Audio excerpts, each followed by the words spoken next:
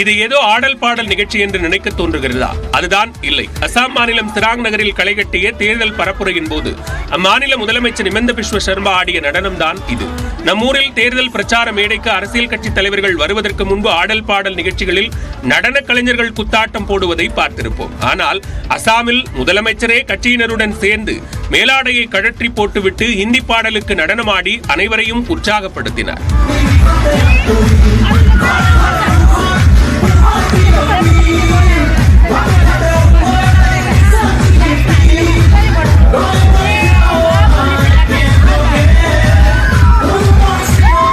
அசாமில் மொத்தமுள்ள 14 மக்களவை தொகுதிகளில் 10 தொகுதிகளில் வாக்குப்பதிவு முடிவடைந்த நிலையில் எஞ்சிய 4 இடங்களுக்கு வரும் மே 7ஆம் தேதி 3ஆம் கட்டமாக தேர்தல் நடைபெற உள்ளது.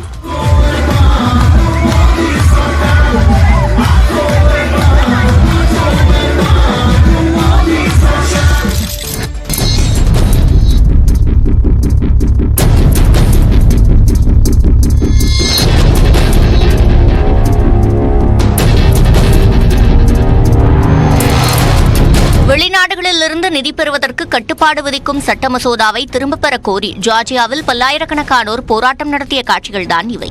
ஜார்ஜியாவில் ஊடகங்கள் மற்றும் வணிகம் சாராத நிறுவனங்கள் வெளிநாட்டிலிருந்து 20%க்கும் அதிகமான நிதியை பெற்றால் வெளிநாட்டு செல்வாக்கின் கீழ் இருப்பதாக பதிவு செய்யும் வகையில் வெளிநாட்டு முகவர்கள் என்ற சட்ட மசோதாவை ஜார்ஜியா அரசு கொண்டு வந்துள்ளது.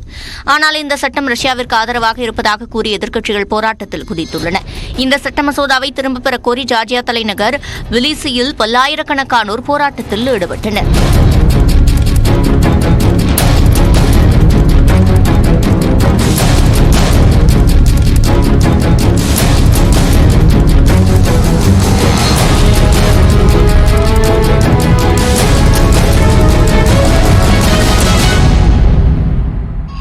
ஐரோப்பிய ஒன்றியத்தில் இணைவதற்கான ஜார்ஜியாவின் நீண்டகால கோரிக்கைக்கு இந்த சட்டம் தடையாக இருக்கும் என்று எதிர்க்கட்சிகள் குற்றம் சாட்டியுள்ளன.